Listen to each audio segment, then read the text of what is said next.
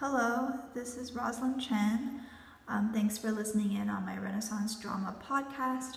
One common theme of the Renaissance plays we've read the whole semester is one of marriage, which is depicted hundreds of different ways, yet ultimately all the same in terms of the power dynamics between husband and wife.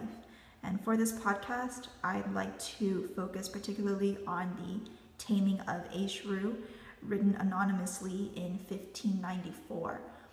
This play seems to, parody. It is a comedy, so it parodies the marital norms of that time, while also justifying such behavior through the triumph of Ferrando having tamed the ill-tempered Kate.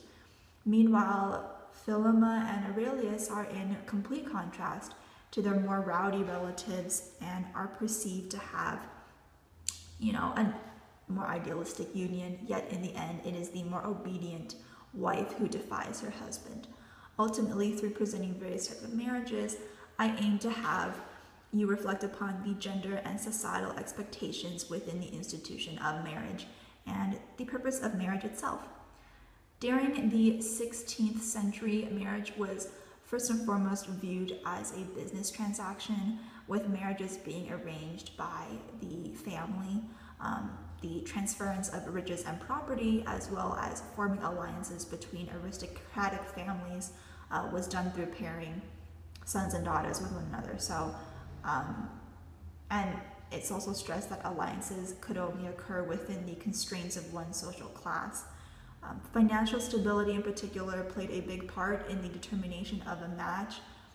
In the play, Ferrando is enticed with the promise of a substantial inheritance, and he's also paid if he agrees to take Kate as his wife, as does Polydor with Amelia. And so the personal feelings of the characters getting married are put second to the wealth that they or the people around them have to gain from their unions. Furthermore, this alliance seems to be brokered not between the man and the woman, rather it often excludes the female opinion altogether, with fathers deciding for their daughters. In addition to viewing marriage as a financial decision, marriage was seen as an alliance between two people, in which each must reconcile their individualistic values with their duties as a spouse. In less elegant terms, Ferrando likens his relationship with Kate to a hunter and his falcon. Right? He says that he would lure the falcon into his trap. So the hunter must put in countless hours taming the animal, while the falcon may never be free again.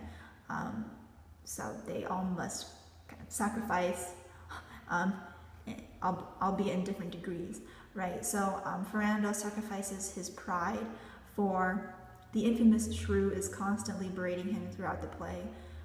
Kate suffers humiliation and is subjected to various coercion tactics intended to break her spirit.